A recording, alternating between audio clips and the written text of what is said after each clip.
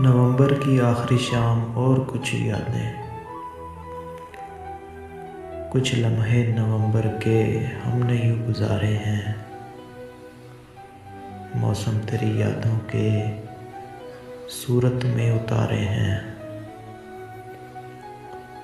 और अपने खालिक से ये दुआ मांगी है कि अब की बार दिसंबर में जब भी बादल उतरें तो नफ़रतों की बारिश में, दुश्मनों की साजिश में, बस इसी गुजारिश में ज़िंदगी को जीने का इख्तियार मिल जाए।